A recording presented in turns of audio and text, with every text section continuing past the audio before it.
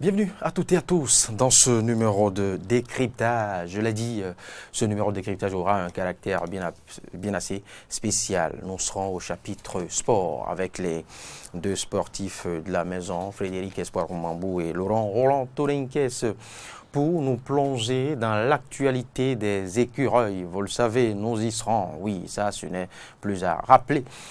Nous serons, sinon que nous sommes déjà en Égypte dans le cadre de la prochaine CAN, la Coupe d'Afrique des Nations, Égypte 2019, qui s'ouvre le 21, ce 21, et prendra fin le 19 juillet prochain. Le 11 national y est et est logé, vous le savez, dans le groupe F. Mais quels sont à ce jour, le niveau de préparation des écureuils? Quels sont les différents matchs amicaux qui les attendent et quels sont les atouts dont dispose l'équipe nationale béninoise, les écureuils du Bénin, comme on se plaît à les appeler, même si, pour les qu'il y a autour de cette appellation.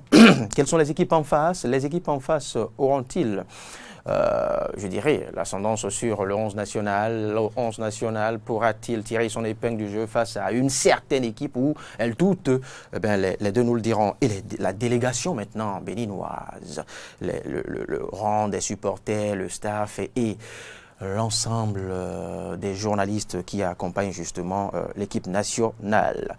Bonjour Frédéric Espoir Roumambou.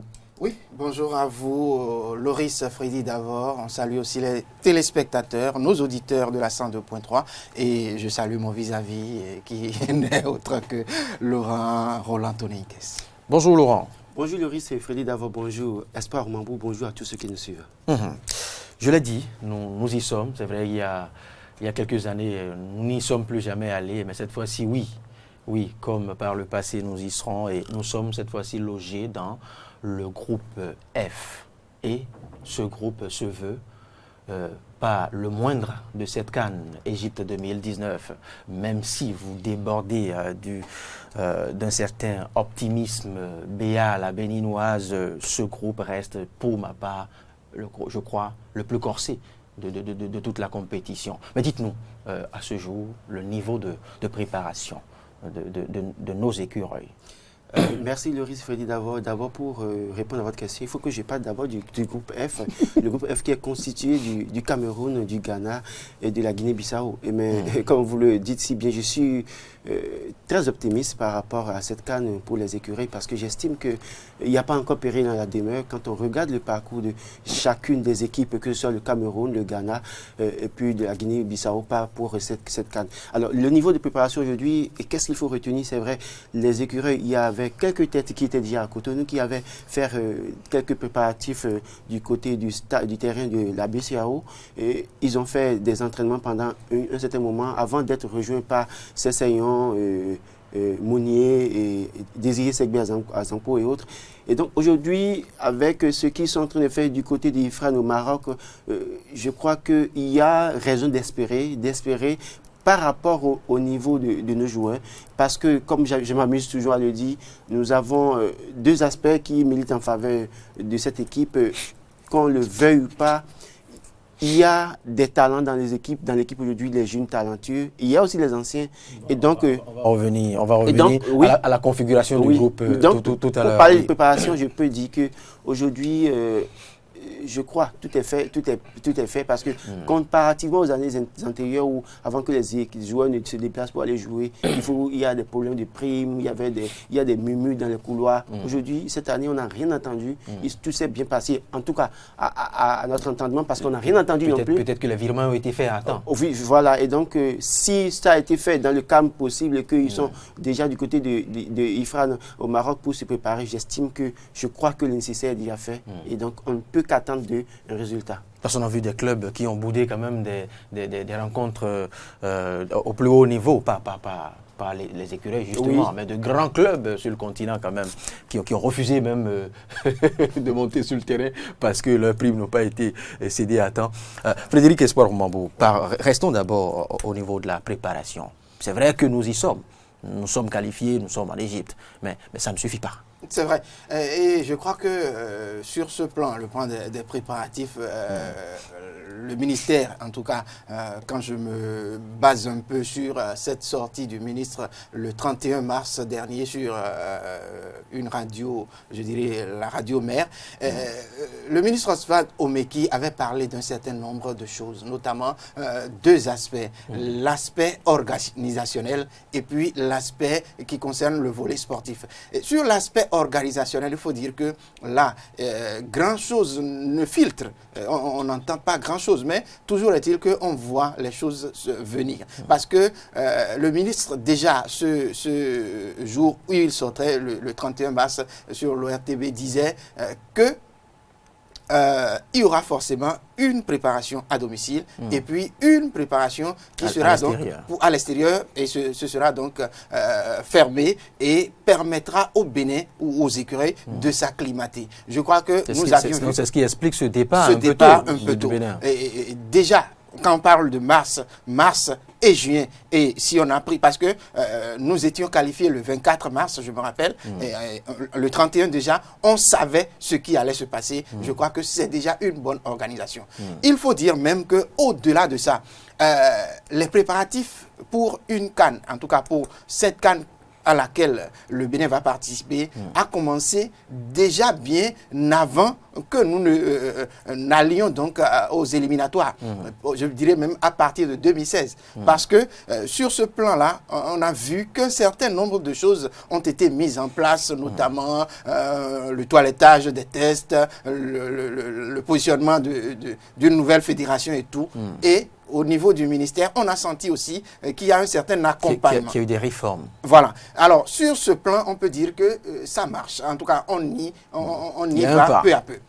Maintenant, concernant les préparatifs du volet sportif, le côté sportif, mon collègue Laurent Tonnet-Kess le disait tantôt, il y a eu déjà en terre béninoise un certain nombre de choses qui ont été faites, notamment il y a certains joueurs qui sont venus, le coach avait commencé par travailler, je crois qu'ils ont fait une semaine ou quelques 10 jours, avant donc de prendre le départ. Aujourd'hui, tout le groupe est au complet. Et puis, moi, je vois que le coach, il est tellement pragmatique dans ses choix qu'il a fait 23 joueurs, et on connaît déjà les 23 joueurs avant même qu'on ne parte d'ici.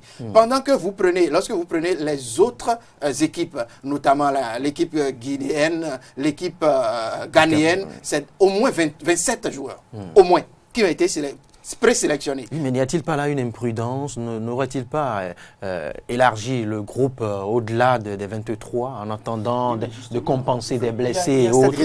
Il y a 7 réservistes c'est vrai qu'ils ne sont pas du côté du IFRAN aujourd'hui, mais qui font des entraînements individuels et qui sont surveillés sur place. Oui. Donc, je crois que Michel Dussuyer, il sait ce qu'il fait parce que c'est lui qui a le coaching. C'est le dernier mot lui revient.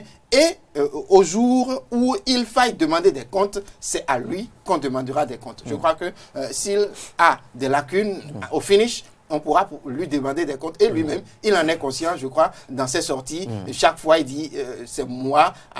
S'il y a des comptes à demander, après, ce sera moi. Donc, je crois que c'est ça. Oui, Espoir, toujours dans ce registre préparation, y a-t-il de nouvelles têtes qui n'ont pas pris part aux éliminatoires, aux phases préliminaires? En termes de nouvelles têtes qui n'aient pas pris part aux phases préliminaires, je ne crois pas. Ceux qui sont, en tout cas, le gros lot qui a été appelé en dehors des 2 locaux, même les 2 locaux, on pourra, parce qu'il n'y a que 2 locaux sur la liste des 23 qui sont aujourd'hui du côté de IFRAN. Mais en termes de... Les locaux sont lésés, là.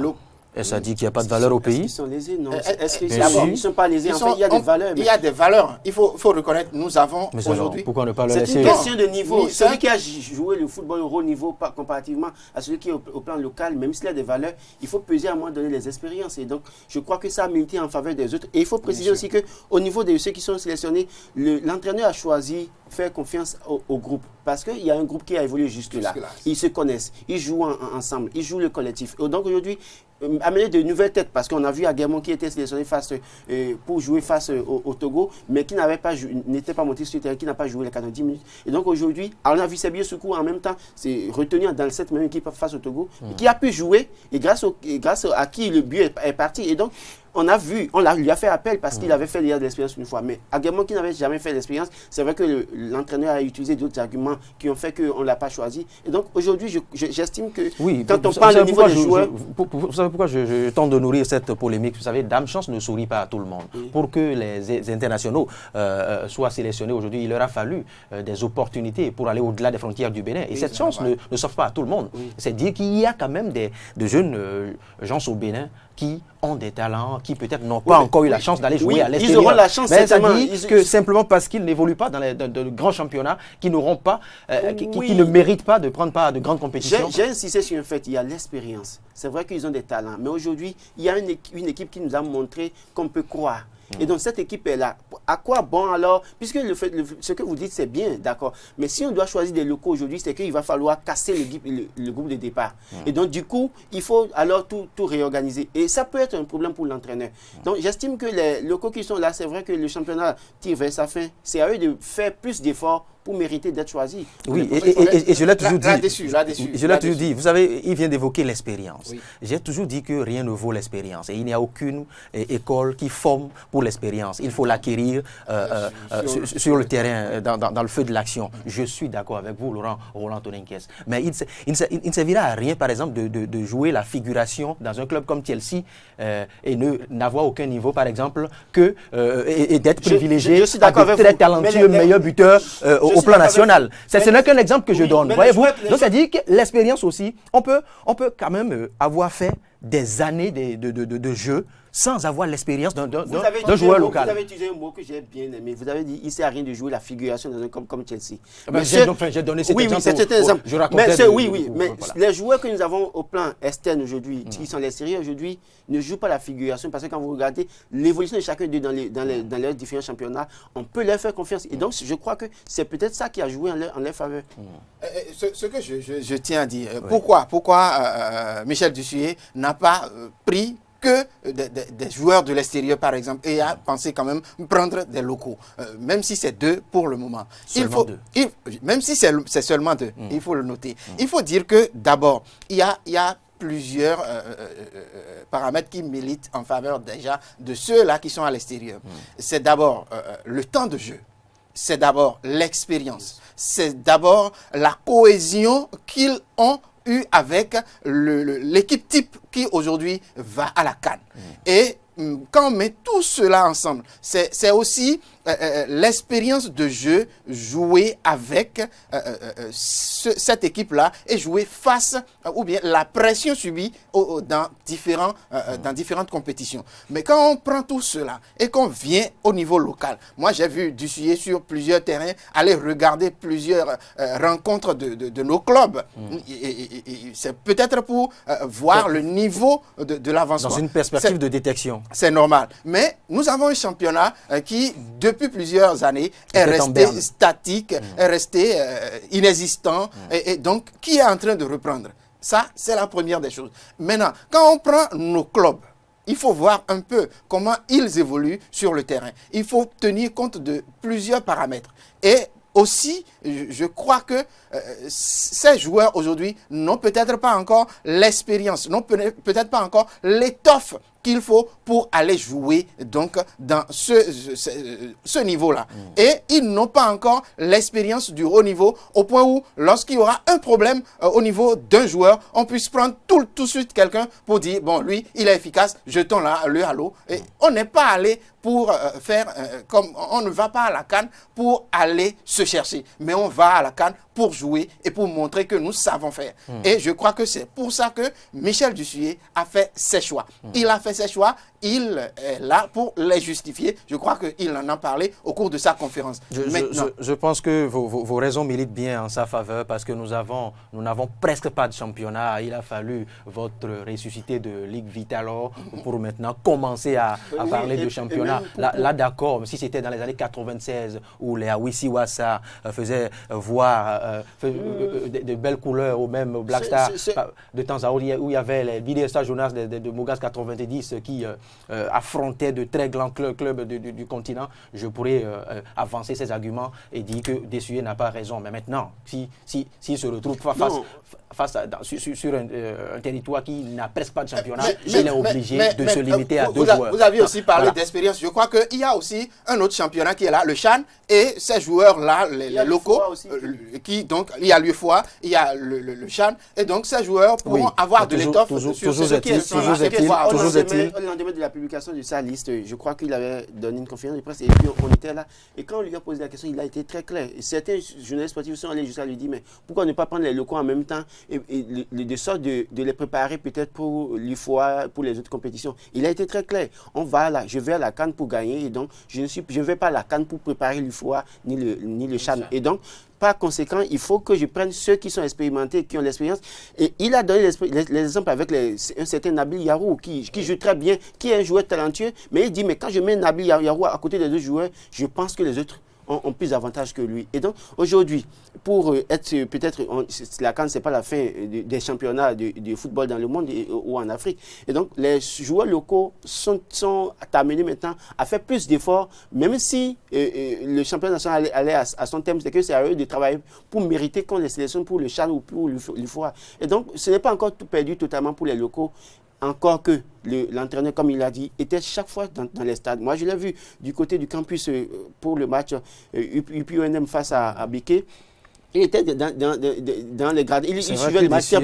Il suit tous les matchs pratiquement. Il travaille plus dans l'ombre que face aux caméras et et micros. Il parle très bien. Il connaît chaque joueur du championnat. C'est-à-dire que quand il parle de chaque joueur, les joueurs les plus en vue, il les connaît et il peut vous dire ce que chacun peut valoir sur le terrain. Et donc, du coup, on peut lui faire confiance pour ses choix et attendons peut-être pour les résultats. Je rêve quand même d'un meilleur jour pour notre championnat, notre fameuse Vitalor League. Qui ira à son thème dans quelques jours. Il ne reste que 2 jours. Il reste que 2 jours et le championnat aura 20 millions de francs CFA. Ce n'est pas rien. Donc, ça peut motiver. Avec toutes les subventions qu'ils ont reçues du côté de la fédération et du gouvernement, je crois que... il va falloir poursuivre parce que vous le savez... Non, ce sera poursuivi. Nous avons à la tête de la fédération aujourd'hui un homme, je dirais un philanthrope au pair qui sort l'argent de sa poche personnellement à un moment donné quand il le faut. Et nous avons un ministère qui est à la disposition des différentes fédérations qui met l'argent, les moyens. Donc j'estime que, parce que le problème, la plupart du temps, c'est souvent les moyens financiers et où les clubs commencent par se chamailler avec les histoires. Aujourd'hui, ça ne manque pas et donc je crois que ça pourra aller à son thème. On pourra avoir un bon championnat, en tout cas si l'équipe là, que nous voyons là, est toujours là. Et c'est justement la qualité de ce championnat qui pourra ouvrir des portes à nos joueurs locaux. Justement. Parce qu'on a vu pendant des années à Sec Mimosa qui est resté la pépinière de très grands clubs de l'Europe et nous rêvons aussi de voir nos jeunes béninois dans ces clubs. Justement, parlons de cette expérience. Par exemple, il y a une expérience qui m'est arrivée en 2018, si je ne me trompe, pour le championnat où Énergie et Buff étaient champions et vice-champions. Mais il y avait un Nigérien au stade du général Mathieu Kékou de Cotonou qui suivait le match. Et qui, quand il a fini dessus, il me dit, mais est-ce qu'il pourrait avoir la copie chez moi? Je lui ai dit, mais pourquoi faire? Il dit non, que de l'aider. Je l'ai aidé à avoir la copie des images. Mais vous savez ce qui s'est passé? Ce monsieur est allé au Nigeria. Après, il m'a écrit, il m'a dit, mais en fait, c'est à cause de ce joueur qui était venu au Bénin. Et qu'à cause de ce joueur-là, il devait donner les images pour que les gens étudient vraiment ses talents. Aujourd'hui, ce joueur est du côté du Nigeria. Et quand le jour, je lui ai écrit un jour sur Facebook et puis j'ai pris son caractère, je lui ai dit, mais est-ce que tu connais telle personne? Est-ce que tu connais comment est-ce que tu es allé au Nigeria? Il m'a dit non. Je lui ai dit, mais voilà, telle personne m'a demandé les images de ton club un jour. Je lui ai copié ça. Pas en contact avec lui, pose-lui la question. Et c'est comme ça. Donc, aujourd'hui, les joueurs locaux ne doivent pas nécessairement attendre du sujet. C'est à eux de travailler dur parce qu'il y a des gens qui viennent au stade, regarder leur match sans rien dire, mais qui suivent très bien et après vont rendre compte dans d'autres clubs à l'extérieur. Et ce joueur dont je parle est dans les réservistes actuellement. Et donc, je dis, s'il n'y a pas de hasard, c'est à eux de travailler pour mériter l'estime non seulement de l'entraîneur national, mais d'autres clubs à l'extérieur. Revenons maintenant aux atouts. Quels sont nos atouts? Quels sont les atouts dont dispose le 11 national aujourd'hui pour pouvoir affronter ces grands clubs, ça il faut le préciser. Le Ghana, le Cameroun. Quels sont les arguments dont nous disposons? C'est de grands clubs. Oui, même si vous pensez que le Cameroun est désormais sans un Samuel Eto'o et autres, il y a encore des noms. Il y a des noms et des noms. Il y a de grands noms encore qui évoluent dans ces championnats que vous savez. Il y a encore de grands noms au niveau des Black Stars, comme vous les appelez, le Ghana. Et moi, la première chose sur laquelle il faut miser, c'est bien la cohésion au sein des écuries. Et autant qu'ils sont, il y a des anciens et il y a de nouveaux qui sont venus, mais il y a quand même une ossature qui est connue depuis des années, basée sur les Cessignon, basée sur les Michael Poté, un certain nombre de joueurs, Fabien Farnol ou Saturnin Alagbe. Ces gens-là, ils ont quand même eu une étoffe et permettent aux jeunes qui sont venus de pouvoir vite s'acclimater.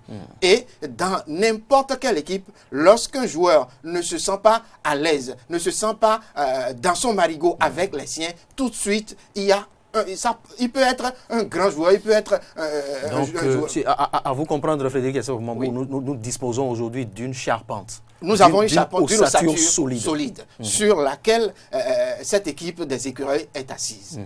En dehors de ça, les joueurs qui sont là, ils se connaissent, je l'ai dit, ils ont joué plusieurs fois et ont montré que c'est un groupe sur lequel il faut miser et non sur des individualités. Moi, je pense que Michel Dussuyer a compris ça. C'est d'ailleurs pourquoi, en faisant ses choix, en sélectionnant, il a plus misé sur ce groupe-là qui est resté, avec des joueurs qui se connaissent pour la plupart, qui, même en Europe, évoluent dans des championnats où ils se côtoient pratiquement. Et donc, ça, c'est la première des choses.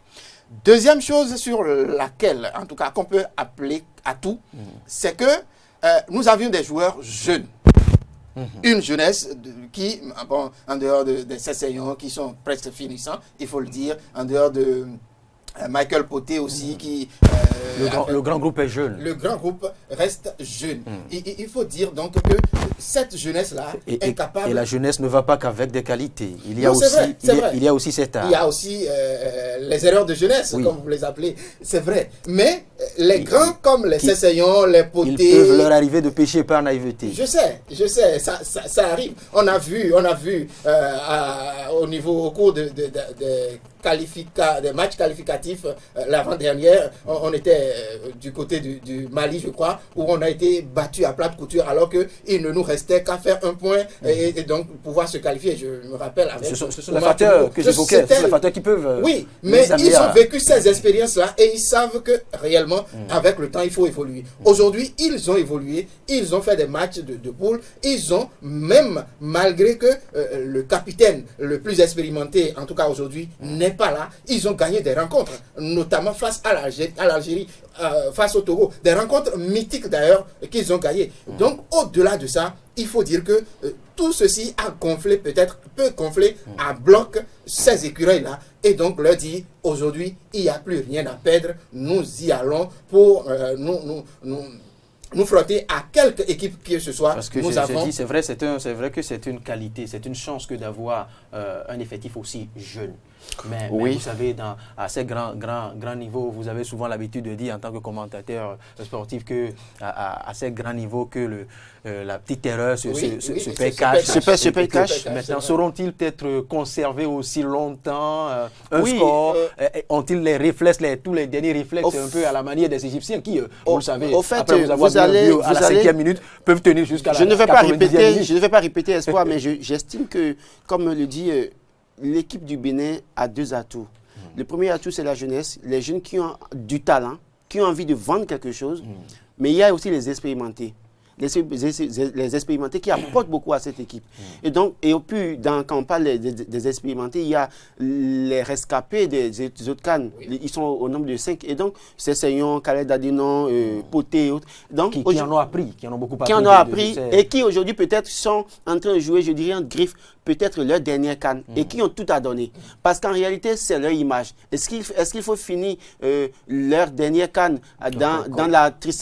Comme on le dit sur l'image fétiche, sortie par la toute petite porte ou bien par la grande porte. Et donc ceux-là, d'abord, ont cela à vendre. Mais il y a aussi les jeunes qui sont dans cette équipe qui ont envie de donner plus parce qu'en réalité, il y a des gens qui les voient au-delà du Bénin et qui peuvent les appeler dans les grands clubs. Et donc, ils ont beaucoup à donner parce qu'ils ont vu à un moment donné c'était Cesseyon du côté du PSG qui a été l'image du Bénin respectée à cause de lui seul. Le football béninois était pratiquement, je dirais, respecté. Et donc, aujourd'hui, ils ont beaucoup à vendre. Et donc, ces deux atouts font que les joueurs du Bénin ont, je dirais, un engagement, une obligation de résultat. Faire l'effort de franchir l'étape des matchs de poule et aller en huitième de finale. Même si au niveau des huitièmes de finale, ce qui les attend là-bas, quand on regarde... Non, on ne sait pas encore. Vous êtes unanime sur un fait. Les anciens, les quelques anciens Cesseyon, Poté et autres sont les charpentes autour desquelles il faille organiser. Et c'est le maître à jouer. Mais maintenant, ces aînés dont vous parlez, que vous vendez aussi cher, ont-ils évolué ces dernières années dans de grands clubs? Parce que vous savez, si c'était dans le Noblat, par exemple, on parlera de la rouille du ring, si vous passez un temps à chausser le gant. Maintenant, ces anciens, ont-ils fait les grands championnats? Bon, le plus important, c'est vrai qu'ils n'ont pas pour autant fait de grands championnats, mais avouons qu'au moins là, dans le club respectif, ils ont montré de belles choses. Et donc, si on s'en tient à ça, au moins on peut s'assurer que ça promet. C'est-à-dire que vous avez vu un Cesseyon qui a fait le PSG à un moment donné pour tout le grand joueur, c'est que quand il y a la pluie et le beau temps, ils font ça. Et puis, donc aujourd'hui, on ne peut pas estimer que Cesseyon, à son âge, soit peut-être appelé par un grand club en tant que tel, parce que il a déjà fait son temps, avec son âge, les gens veulent des joueurs frais, plus jeune, incisif. Donc, dans ce cas, on ne va pas lui en vouloir pour dire qu'il n'a pas fait un grand club, non. Mais tenons-nous-en peut-être à ses talents dans son club actuel. Tenons-nous-en à ce qu'il fait aujourd'hui dans le football. Et si on s'en tient à ça seul, on peut lui faire confiance. Et comme on le dit, c'est le métronome. C'est vrai qu'en son absence, les jeunes ont montré qu'ils peuvent aussi pallier à son absence, mais on peut leur faire confiance. Alors, quand vous le disiez, est-ce qu'ils ont fait le grand championnat? Quand vous prenez Khaled Adeno, c'est vrai, il n'a pas eu le temps en tout cas en fin de saison, il a eu quelques difficultés, quelques cartons, mais malgré tout, Khaled Adeno reste au niveau de son club une des machines à jouer. Quand vous prenez Cesseyon, ils ont fait la deuxième division, mais il a réussi quand même, parmi tant d'autres, à faire monter son équipe. Quand on prend Fabien Farnol, c'est la même chose, même s'ils n'ont pas monté, mais ils ont fait quand même tout pour rester. Ils ne sont pas relégués. Comme Saturnin Alagbé d'ailleurs, qui a fait un grand match, qui a remporté un prix individuel qu'on appelle le sabot d'or du côté de Niort. Et il faut voir donc comment ces joueurs-là ont pu donc avancer au cours de ce championnat-là, ou de cette année. Et je crois que pour ces grands, ils ont fait l'essentiel. Ils ont fait l'essentiel qu'il faut. Et je crois que on peut compter sur eux en termes d'expérience qu'ils ont fournie au sein de leur club respectif. Mais toujours est-il qu'il y a aussi le poids de l'âge, le poids des matchs joués. Et je crois que c'est tenant compte de tout ceci que Michel Dussuyer a dit il faille aller se préparer tôt. Et donc les préparations ont démarré depuis quelques jours. Très bien. Alors, on va suivre maintenant la lecture d'autres confrères, d'autres journalistes sportifs. Peut-être vous donneront-ils raison ou peut-être balayeront-ils tous les arguments que vous venez d'évoquer jusque-là. Attendons chacun opine à sa manière. Il fait sa lecture. Oui, ils peuvent être pessimistes et nous autres, optimistes, ce n'est pas un crime. Ce qui est sûr, c'est argument contre argument. C'est ça. Allez, on suit cette lecture d'autres journalistes sportifs. Pour moi, le premier atout des écueils, ça reste le collectif. C'est d'abord le collectif parce que vous avez senti qu'en absence de Stéphane Cesseyon à Cotonou, on a vu une équipe remotivée, combative, une équipe qui s'est dite qu'ils ont un challenge à relever et ils ont relevé face au Togo. Maintenant, lorsqu'on va regarder les individualités, nous savons que Stéphane Cesseyon, si on le veut ou non, c'est le maître à jouer de notre équipe. Stéphane Cesseyon, c'est le joueur qui porte l'équipe à un moment donné et qui au moins donne marque de son empreinte cette formation. Aussi, vous allez voir au niveau de la défense, nous avons aujourd'hui des expérimentés. Emmanuel Moreau, c'est un expérimenté pour moi, qu'on le veuille ou non. David Kiki, même s'il n'a pas participé à une CAN, il a disputé plusieurs matchs d'élimination avec les écureuils du Bénin. Et si vous voyez Olivier Verdon aujourd'hui, je dis que l'élément qui a réussi plus sa saison en Europe, c'est... il s'appelle Olivier Verdon avec son contrat désormais qui va évoluer du côté des Ligas. Donc pour moi, lorsqu'on regarde en milieu de terrain, Mama Seibou qui a fait une saison, pour moi, l'un mis dans l'autre, les écureuils ont des atouts pour s'en sortir s'ils comptent sur leur combativité, sur leur détermination et sur leur envie de gagner. Quand on prend le groupe du Bénin composé du Cameroun, équipe championne à titre du Ghana, plusieurs fois champion d'Afrique et la Guinée, on peut dire que le Bénin n'a pas une grande chance maintenant. Le bémol, c'est que cette année, il y a 24 équipes. Et quand on prend 24 équipes qui participent à une Coupe d'Afrique des Nations, on sait qu'on aura besoin de quelques meilleurs troisièmes. On peut dire que ce groupe est plus ou moins acceptable et favorable pour et quand on voit aujourd'hui les dispositions, quand on voit un peu l'évolution du football sur le plan national et aussi l'évolution des écureuils, on peut dire que nous avons notre chance. Nous avons quelque chose à faire valoir. Je peux dire que, vu l'effectif que nous avons, sans fausse modestie, le Bénin a les moyens de titiller les équipes qui seront en face d'elle lors de cette compétition. Ah oui, c'est à croire que tout le pays est tout aussi optimiste, je dis unanime, sur les atouts des écureuils du Bénin. On attend le 25. Non, mais le problème, c'est que quand vous êtes amoureux de votre équipe nationale, vous aimez cette équipe nationale et que vous avez vu ce qu'ils ont fourni comme effort. En tout cas, moi, j'ai vu ce qu'ils ont fait du côté du Togo face au Togo pour le match aller, ce qu'ils sont venus faire ici et ce qu'ils ont fait face à l'Algérie, ce qu'ils ont fait en Gambie, c'est même s'ils ont été battus. Je crois qu'aujourd'hui, quand on regarde tous ces matchs, il y a des raisons de croire en eux. Il y a de fortes raisons de croire en eux parce que sans un Cesséon, en tout cas qui a eu un carton rouge qui est sorti, avec toute la pression de l'Égypte face au public béninois ici, s'ils ont pu tenir, et avec un Claude Leroy qui en venant à Cotonou dit qu'il vient au Bénin pour se faire qualifier et que ça passe ou ça casse et qui a pris tous les engagements possibles et qui est venu ici et qui malheureusement... Il en a appris à ses dépens. Il en a appris à ses dépens. Il ne sera pas à la CAN. Il a dit il disait que c'est la 6e fois qu'il joue un match un dernier match de qualification comme ça et après autant de CAN auquel il a passé. Donc c'était un challenge pour lui et quand on voit ce que les joueurs ont fourni en l'absence de Cesséon, il y a de fortes raisons de croire en nos écureuils et dire qu'ils pourront apporter beaucoup de choses, ils pourront faire beaucoup de choses du côté de Ismaïli en Égypte. Revenons maintenant au-delà de nos chances, de nos très grandes chances que vous mettez dans la balance, Frédéric Espoir Mambou et Laurent Roland Tonin. Voyons maintenant les équipes en face. Ah oui. Ce ne sont pas les dernières. Oui, ce ne sont pas les dernières. Déjà, je commence par cette équipe que tout le monde juge de petite, qu'on peut battre. Il faut dire, cette Guinée-là, attention. Pour la première fois que la Guinée est allée à une phase finale de la Coupe d'Afrique, elle a réussi à se hisser le plus loin possible. Ah oui, elle a passé le cap du premier tour. Alors, donc, le Bénin, malgré nos 3 participations en KPI que nous avions, et on s'est gosé à le dire, nous n'avions jamais pu gagner le seul match. Alors, ce qui voudra dire que, attention, sur papier, c'est vrai, la Guinée, la petite équipe, mais attention, cette Guinée, elle n'est pas aussi petite que ça. Elle a des arguments. Les Djurtous ne forment pas une petite équipe. J'ai vu un peu les joueurs qui constituent cette équipe-là. Je ne veux pas donner de nom. Sinon, c'est des joueurs qui évoluent pour la plupart entre le Portugal et la France.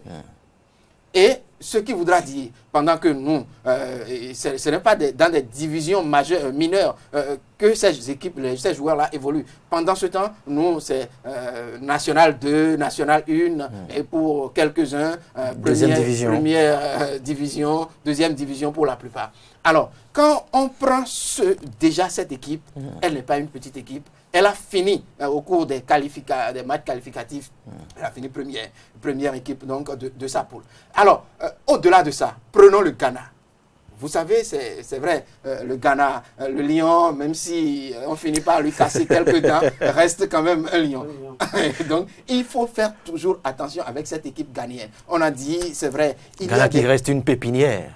Le Ghana, quoi qu'on dise, moi, il y a ces jeunes joueurs, même quand vous prenez déjà des joueurs locaux évoluant à S of Folk ou dans des petits clubs Ashanti, Kotoko et autres, écoutez, ils sont très denses en termes d'expérience footballistique. Oui. Ils sont très bons en termes d'expérience footballistique, en termes de tactique et en termes de technique. Donc, il faut que ces joueurs-là, en tout cas les nôtres, savent ce à quoi s'en tenir. Maintenant, le Grand Cameroun, vous aviez dit, il n'y a pas Eto'o, et il n'y a pas... C'est vrai. Mais je reviens d'ailleurs à ce Ghana-là. Le Ghana, il faut dire que le Bénin et le Ghana se sont confrontés 5 fois en termes de matchs à la CAN ou même aux éliminatoires. On a fait 3 nuls. Le Ghana nous a battu une fois. Nous avions pu battre le Ghana une fois. Alors, ces statistiques-là, c'est des statistiques sur lesquelles moi, je n'aime pas trop me peser parce que le football, on l'a dit, il n'est pas mathématique. Et le football évolue aujourd'hui. 1 plus 1 en football. Il va bien au-delà des statistiques. 1 plus 1 en football peut donner 3, peut donner 5. Oui. Et attention, et la Champions League nous l'a prouvé. L'a prouvé, voilà. Alors, maintenant, quand on dit les Gianna Samoa seront là, les frères Ayou et autres, écoutez, un vieux, même s'il est vieux, il a de l'expérience. Nous avons vu ça ici au Bénin avec Emmanuel Cheyi Adebayor. Nous avions dit, il est vieux, il est fini, il est ci, il est ça. Ouais. Mais il a pesé sur toute la défense béninoise au point de marquer un but. Alors, ces joueurs que nous pensons finis, ces joueurs sur lesquels nous ne comptons plus trop, ils peuvent nous faire très mal.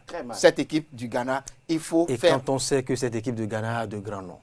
Non, mais le Ghana cultive. Au-delà même de... Au-delà du Ghana, des joueurs, c'est que c'est des pays où on appelle, c'est des pays du football où, au-delà de leur talent, les joueurs dans leur tête, leur patrie. Ah oui. C'est que ils se souviennent de leurs anciens, de leurs aînés. Et ils se disent, si ceux-là ont pu faire ça, si on ne le fait pas encore rentre, comment est-ce qu'on va nous traiter? Et donc, il va falloir qu'au niveau des écuries, que nos écuries aussi cultivent le sens de la patrie, qu'ils se rendent compte qu'ils défendent tout un pays et que c'est ça, la patrie ou la mort.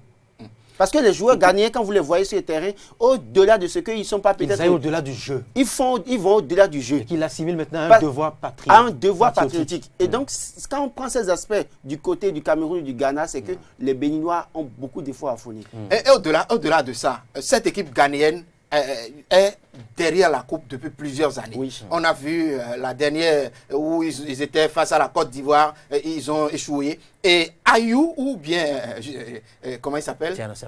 Non, Ayou. Oui, le grand frère. Oui, il y a les 2 frères Ayou. Le grand frère Ayou a obligation de résultat. Aujourd'hui, il retrouve le capitanat, il faut le dire. Il a obligation de résultat puisque depuis plusieurs années, il a couru. Son papa a couru plusieurs années. Il n'a pas pu avoir cette coupe. Et c'est son tour maintenant. Et pour lui, il faut malgré tout, parce qu'il est en train de jouer cette dernière CAN. Qu'est-ce qui nous prouve qu'il reviendra dans 2 ans? Et puis, il ne faut pas oublier Asamoah qui, en fait, avait décidé de partir. Que le président a appelé. Donc, il était convaincu par J'en viens. Donc, Ayou a obligation de résultat sur cette CAN-là. Et il y a Gian Asamoah, comme on le connaît. Lui aussi, il veut coûte que coûte marquer son temps parce que là, c'était pas... Il veut bien finir. Il n'était pas prévu. Lui-même, il savait que, bon, c'est pas ceux qui venaient ou qui reviennent dans cette coupe-là. Il est revenu, on lui a certes ôté le capitanat, il va vouloir marquer son comme je le disais, que ça va maintenant au-delà de lui, sa volonté. Oui. Parce qu'il n'avait pas voulu à mon avis. Il est maintenant en mission. Voilà, là maintenant, la mission pour le président de la République, pour la nation. Et donc, en réalité, il a double responsabilité. Non seulement responsabilité pour lui-même, mais pour aussi le pays, parce qu'il ne doit pas ennuyer le président de la République. Parce que si jamais le Ghana faisait pied de figure, c'est que Asamoah et autres donneront raison à certains qui pensaient que Asamoah est fini. Et donc, dans ces cas de figure, c'est-à-dire que c'est une équipe à sérieusement craindre. Ah oui. Et puisque André Ayou, on en parlait, André Ayou va vouloir marquer son... Ah oui, le Cameroun. Le Cameroun, une équipe où il y a eu assez de polémiques autour aujourd'hui, en tout cas en termes de préparatifs et tout. C'est vrai que c'est le Cameroun qui a organisé cette compétition, mais aujourd'hui... D'une série de crises, liées à la fédération et autres. Oui, mais le Cameroun, il y a quand même de grands noms qui sont là. Des Bic, des frères Bic qui sont là. Je ne veux pas le Cameroun a une histoire. Le Cameroun, comme le Ghana, a une histoire.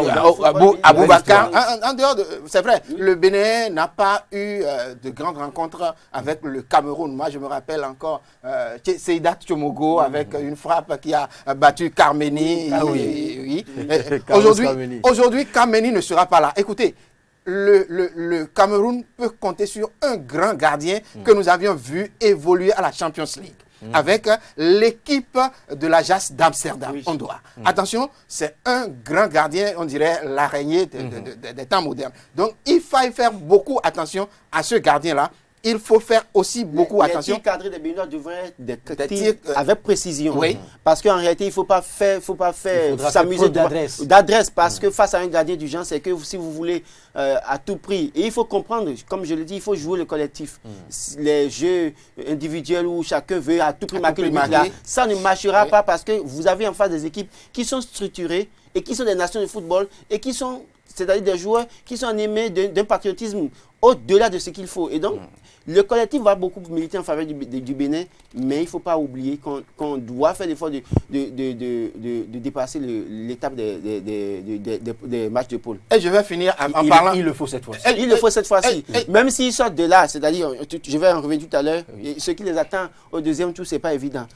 Je vais finir en une minute en disant que, au-delà de tout ceci, le Bénin a une équipe qui ne marque pas beaucoup. Nous avions des attaquants qui, pour la plupart du temps, c'est un but ou au passage. Donc, voyons déjà, pour les éliminatoires, combien de buts nous avions marqués. Alors, donc, il va falloir donc, que le Bénin joue sur la cohésion. Le Bénin qui ne marque pas, il faut comprendre que c'est le système de jeu de l'entraîneur. Non, pas que ça. Pas que ça, mais il y a que parce on a des attaquants qui ne sont pas prolifiques. Nous avions eu assez d'occasions dans certains matchs. Il y a des attaquants qui ne marquent pas beaucoup, c'est vrai, mais dans le même temps, c'est qu'il y a le système de jeu de l'entraîneur qui fait qu'en réalité, ils ne sont pas peut-être confrontés à beaucoup d'occasions pour marquer des buts. Et donc, plus concentrés au milieu qu'à voilà, c'est les choses, et même au niveau de la défense. Donc, il faut peut-être corriger ce système de jeu. C'est vrai que, comme le disait un journaliste sportif, c'est que l'entraîneur Michel Dussier est collé à ce système de jeu.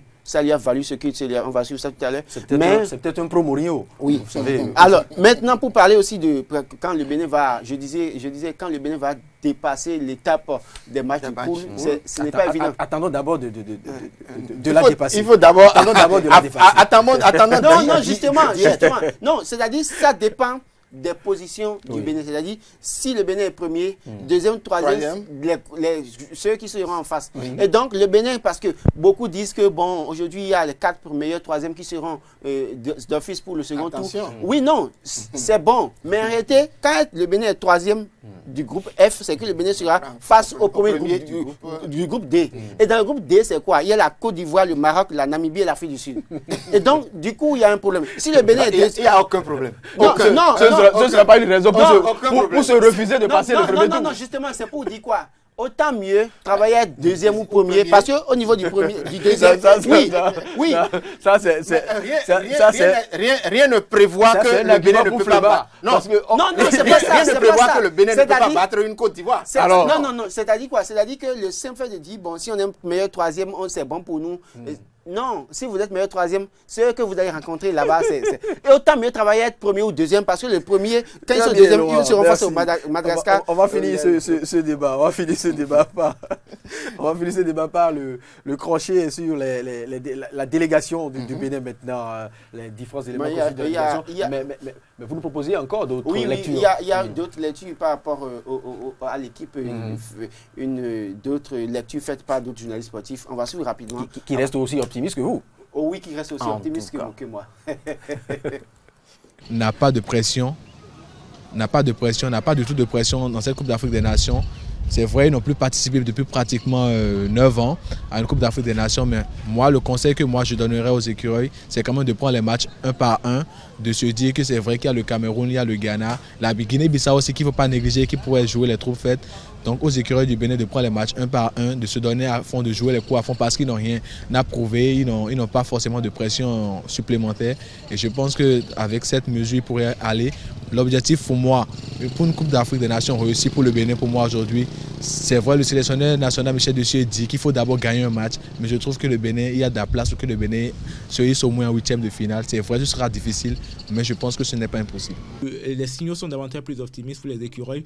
Quand on ajoute la composition du groupe du Bénin, c'est vrai qu'il y a le champion en titre, le Cameroun, mais il faut dire que c'est un champion en titre et qui a du mal ces derniers mois depuis que l'entraîneur Zidov est là. Après, il y a une équipe du Ghana qui reste toujours redoutable, mais on rappelle que le Ghana a gagné sa dernière CAN, je crois, depuis 82, ça fait 37 ans. C'est un groupe vieillissant avec des problèmes de brassard qui ont eu lieu. Après, il y a la Guinée-Bissau qui est largement à la portée du Bénin, même si ça reste l'un des pays montant au niveau du football. Donc, logiquement, si on doit respecter une certaine logique dans le groupe et que le Bénin a ne serait-ce qu'à prendre un point face au Cameroun ou au Ghana et remporte son match face à la Guinée-Bissau, cela suffirait largement au bonheur des écureuils pour être du côté, pour atteindre au moins l'étape des 8e de finale. Même si certains signaux sont au vert, il y a quand même quelques inquiétudes depuis que Michel Deschamps est là quant à ses choix, à ses schémas de jeu, ce 3-5-2 qui rapidement se transforme souvent plutôt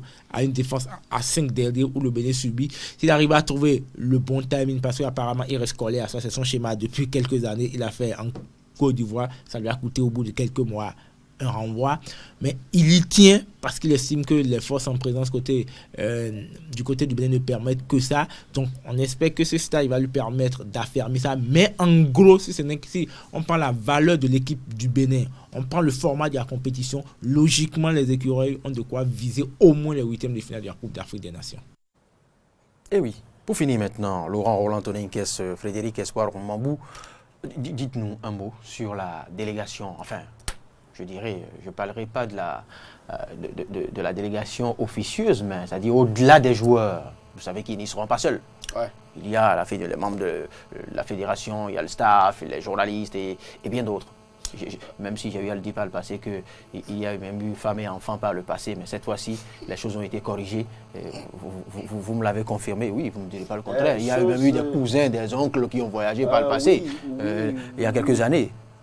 Oui, justement, je crois que pour cette CAN Égypte 2019, je crois, en tout cas selon les informations que nous avons reçues, et même de notre doyen, notre aîné, Félix René PPP, c'est 700 personnes qui sont prévues, en tout cas qui doivent partir, supporters, membres de l'encadrement technique, et puis les journalistes. En fait, pour les journalistes, il faut 50 journalistes, si ce que j'ai entendu s'est confirmé.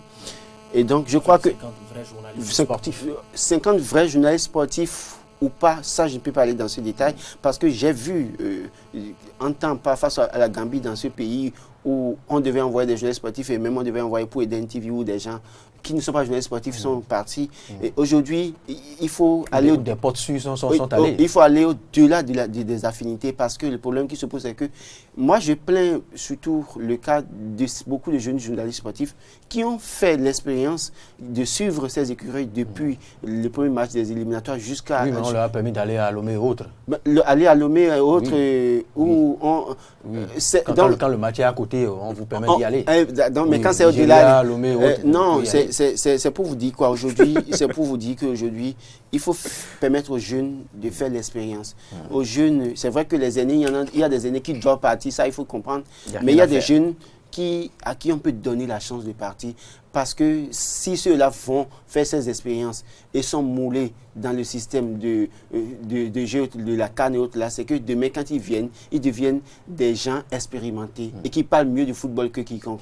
Plutôt que d'envoyer aujourd'hui peut-être des gens qui sont amis, entre griffes, qui iront là-bas, douillettement rester dans les hôtels, vous ne vont envoyer aucun papier au Bénin, ne vont faire aucun compte rendu à des organes de presse et qui reviendront tout peinards Et peut-être les jeunes qui sont restés sur place, c'est eux qui peut-être vont suivre les matchs à la télé, aller sur Internet, faire des recherches et venir en parler sur les plateaux de télévision. Ou bien, donc, je crois qu'aujourd'hui, l'organisation, c'est vrai que les différents supporters ont déjà leur quota, selon les informations que j'ai aussi reçues de sources sûres. Mais pour les délégations de la presse, je ne peux pas vous dire aujourd'hui s'il y a un journaliste de DNTV qui sera de la partie, si un journaliste de TVC sera de la partie, si un journaliste de ETL, des jeunes, en tout cas, si un journaliste en tout cas, pour certains organes, c'est plus que sûr parce qu'on a déjà les informations. Je crois qu'aujourd'hui, il est temps. En tout cas, le ministre, j'ai confiance en lui, je sais qu'il fait beaucoup pour la jeunesse, il fera. Et on a vu avec les journalistes, photojournalistes, où des noms ont été envoyés, où des gens ont été laissés sur le carreau. Mais laissez-moi vous dire que la nuit où le ministre a remis le drapeau officiel au joueur, les photos qui circulent aujourd'hui sur les réseaux sociaux, sur les sites qui circulent un peu partout, ces photos viennent d'un photojournaliste qui a fait les éliminatoires. Il était du côté de Lomé, il était du côté du stade général Mathieu de Cotonou, qui a fait les matchs pour les écureuils, qui a été félicité par Adebayor, qui a été félicité par Cessayon. Ce photojournaliste qui a fait cette nuit, la nuit du dimanche au lundi, qui n'a pas dormi chez lui et qui a envoyé les photos. Ces photos sont utilisées par tout le monde sans son autorisation. C'est des gens comme ça, on les laisse sur le carreau. Je crois qu'il faut revoir les choses. Oui, vous avez dit. Frédéric Espoir Mambou. Oui, il faut revoir les choses, il faut laisser les affinités et il faut surtout, moi j'aurais voulu qu'en sélectionnant ou bien en choisissant ceux qui doivent aller, il faut que ces gens-là soient choisis de commun accord avec leur chaîne, avec leurs journaux ou autres. Parce que dans cette affaire-là, nous avions vu, il parlait tout à l'heure du cas de la Namibie, où il y a des gens qui, nulle part, n'ont jamais parlé du sport, qui se sont retrouvés là-bas. Bon, la Gambie plutôt, autant pour moi, qui se sont retrouvés là-bas et qui n'ont envoyé aucune correspondance à leur télé et qui n'ont envoyé aucune correspondance. Cela participe aussi du tourisme. Cela ne vous échappe pas. Je suis désolé. Oui. Je suis désolé. On n'y va pas pour du tourisme. Si les gens veulent aller pour du tourisme, il faut que le ministère se dise, bon, nous voulons des touristes, des journalistes touristes. Alors, on va les sélectionner. Bon, d'accord. Peut-être qu'on va penser à cette catégorie. L'autre aspect, c'est qu'il y a certains patrons d'organes de presse qui aujourd'hui, parce que les ministres qualifiés et qu'on doit aller du côté d'Égypte, qui viennent voir peut-être les cadres des fédérations, bien des ministères pour dire, écoutez, il faut que je parte, laissez mon jeune là. Les responsables même. Les responsables d'organes même. Et c'est eux-mêmes qui disent qu'ils veulent prendre le devant et qui veulent aller maintenant aller s'asseoir là-bas, douillettement vivre, comme si ça se suffisait. Alors qu'il faut... Vous savez, la conversion est possible. Je peux prendre la... C'est maladroit, c'est assez maladroit. C'est vrai que c'est pas maladroit, c'est malhonnête. Et je compte sur le ministre des Sports, je compte sur son staff, je sais que je crois comprendre que cette fois-ci, cette bêtise ne sera pas faite. Je crois en son équipe, je crois aux membres de la fédération et je crois que ceux qui méritent d'être en Égypte seront en Égypte pour faire un compte rendu fidèle, qui parleront vraiment, parce qu'en réalité, ces patrons, quand ils vont là-bas, que personne n'y aille pour rester dans les chambres d'hôtel et autres. Attends, ils font aucun point et les actions que le ministre fait, que la fédération a faites, personne n'en parle. Que les joueurs font sur le terrain. Personne n'en parle. Alors que les vrais journalistes, quand ils vont là-bas, ils font un point fidèle, ils montrent ce que le gouvernement a fait, ils montrent ce que la fédération a fait, ils mettent en valeur les joueurs. Et je crois que ce serait en tout cas assez profitable pour le Bénin entier. Oui, si vous y êtes allé dans le cadre officiel, vous n'allez pas vous cacher, vous pouvez rendre compte. Mais maintenant, si vous y êtes allé en tourisme dans le cadre officieux, vous ne pouvez envoyer aucun papier. Vous êtes d'accord avec moi? En tout cas, nous on attend. Vous n'irez pas au stade, vous allez vous cacher pour qu'aucune image ne tombe sur vous. Aucun objectif ne tombe sur vous, justement. Allez, merci Frédéric Espoir Mambou, merci Laurent Roland Toneinkes pour ces bons moments sur cette spéciale édition du décryptage. Merci. Bon retour à la rédaction pour la suite de ce qui vous attend, justement, Laurent Roland Toneinkes. Je vais être du côté de l'homme le plus fertile on en parlait tout à l'heure à l'entame de Matin d'Éden, Laurent Roland Toneinkes. Revenez-nous après cette investigation parce que nous avons des questions, plein de questions qui attendent réponse avec vous, justement, par rapport à ce monsieur, à 44 femmes, n'est-ce pas? Oui, 157 enfants. Merci. Bonne journée. Thank you.